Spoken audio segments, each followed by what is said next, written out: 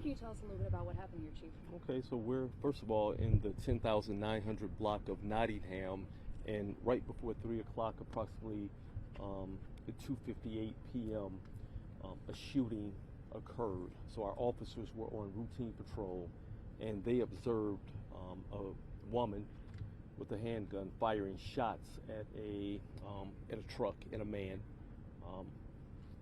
From what we know at this particular point, and this is all preliminary information, is that a repo man was in the process of repossessing an individual's truck.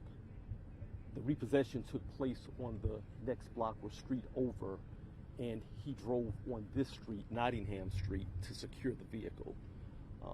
We believe at this time, from the information, that the car owner came and tried to stop the repossession, said something to the effect of, "You're stealing my car," and fired multiple shots at the repo man and his truck. Our officers, like I said, on routine patrol, saw what was occurring, saw her firing shots, and at that point, our officers fired shots at the woman, subsequently striking her multiple times, non-life-threatening. So that's a condition that we describe as temporary serious, and so non-life-threatening. At this time, struck in the arm, maybe the leg, and so she's going to survive. And I'm just happy to report that it could be a lot worse. I'm glad that our officers weren't injured. I'm glad the repo man wasn't injured. And of course, we'll be submitting a warrant request to the Wayne County prosecutor on this case. How often do we see this type of stuff happening? Well, since I've been chief, I haven't, we know that it happens across the country, and it's being a repo individual, having that job, it's a dangerous occupation, but, a person should never resort to violence over property, and so life always over property. So I would just encourage folks to, it's Gun Violence Awareness Month. Just never resort to violence over property, only in the defense of others. And so our officers fired shots in the defense of what we believe an individual shooting at another person that was unarmed. Was there anybody else out? Any children? I just noticed a lot of children out playing basketball and stuff, so I didn't know if there was anyone out. Further investigation, so we have our teams here, and they'll be conducting canvasses, talking to witnesses, and to identify anybody who may have saw. Of course, we'll look at video assets. Everybody has Ring doorbells, etc., and it'll be a thorough review.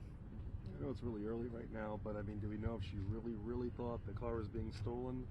Did she know it was a repo guy, or? I don't want to be the person that speculates, and so our investigation will reveal that, but that's the story that we have at this particular point. We do know that she fired shots. We have the weapon recovered, and also we have shell casings out there, so a lot of shell casings. Pretty big scene, and we'll keep you all updated. Are both of these scenes, because I know there's one here and there's one over there, Are they is that a part of it? Are they connected? Yes, all connected. So it spans multiple blocks, So I'm going to let my detectives continue and finish their job, and I don't want to report anything or have to come back and walk something back. But it's very early in the investigation. But the good thing that I can report is no loss of life. Do we know the company, the repo company? I didn't even ask that. Anything else? Just as you mentioned, it was Gun Violence Awareness Month. What do you want folks to know after seeing this story and seeing that this happens? Just think. Because when you pull that trigger, you can't retract the bullet, and oftentimes in court, as you see, folks will say, "I'm sorry, I didn't know." So I just need everybody just to think. Does it appear that she shot first and asked questions? I guess never at this point, but did she shoot first without even asking the guy who he was? I got it. Understandable. We will see. Like I said, it's early in the investigation, and definitely don't want to see anything that could compromise the court case. Is it frustrating to see this kind of stuff happening in the middle of the day with kids running around? Anytime somebody chooses to pull a trigger, it's frustrating because, you know, as you can see, multiple shots was fired, and it just puts our community in jeopardy.